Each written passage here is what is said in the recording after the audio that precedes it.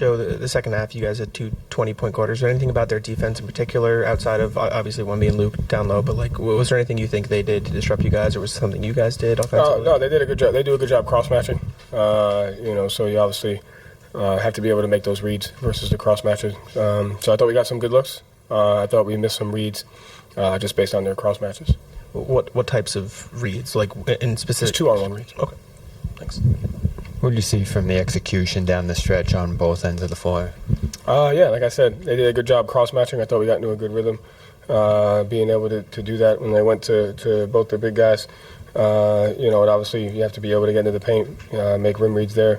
And then, I thought we did a good job competing. There's just obviously possessions that we have to execute better on. They execute a little bit better than us down the stretch. There was a timeout midway through the game. You looked particularly frustrated after a pair of putbacks. Were there moments in this game where you felt like, frustrated with some of the effort, maybe on the boards or something else? You just asked that like it was a therapy question. We just gave up 2 rebounds, so I called timeout. What did you see from Baylor, especially in terms of his impact defensively and just with his energy and hustle plays? It was both. I mean, I thought we went on that run there in the fourth quarter. I thought he gave us he had some great rebounds when they had to call that timeout there. I thought he spaced the floor for us. He helped us clean up some of the cross matches with his ability to space the floor. But I thought he was physical, on the defensive end.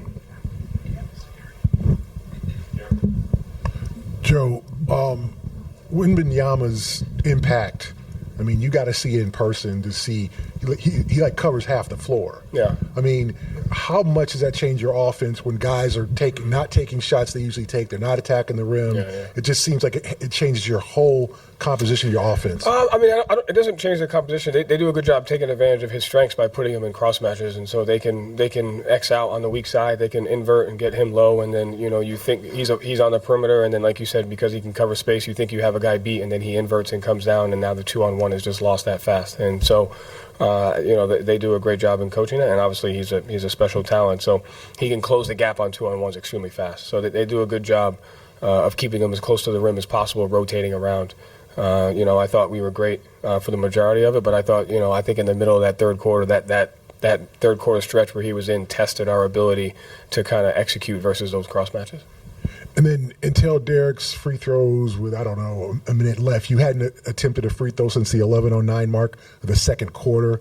Yeah. He had 4 tonight. Like, what can you do when you're getting killed at the free throw line? I mean, it seemed like the officiating was an issue with you at times, but how do you combat that? I mean, we obviously have to be better defending without fouling. I mean, there's no question about that. We have to do better defending without fouling. I would say out of those 20 free throws, there's about 4 or 5 fouls that we have to be able to control. Just better at that on the defensive end. Joe, just defending Wembanyama. Did you start Ugo so you could get Jordan matched up on Wemby? Yeah. And what did you see in that matchup that you thought would work, and how effective was it early, and what do they do to kind of like get away from? What did they do to do what? To like get away from that matchup, or just from the Jordan matchup? Yeah. No, I mean what they did, they changed matchups on the defensive end. So the majority of the game, they kept the 5 on the 5. And then later in the second half, they went to more cross matching. So we just went to different lineups from there. And so I thought Jordan did a great job on Wembanyama. Once they went to their cross matches, we have to be able to space the floor and make the 2-on-1 reads. I thought Baylor did a good job of that. You guys set up a 2-for-1 at the end of the third, and then it kind of flipped, and they ended up getting one. This kind of, I don't know, what do you kind of take in these reminders in a tense game like this, those smaller I think it was a foul. I think we fouled De'Aaron Fox. I think, just a tough play. But again, I thought it was a high-level game. I thought both teams competed. I thought they just executed on 10 or possessions or so, and that's one of them. We just got to be able to not do that. That's it. That's the difference when 2 good teams are playing. The difference there can be those 10, 12 possessions of execution. Any other questions? Okay. Thank you, Joe. Thank you.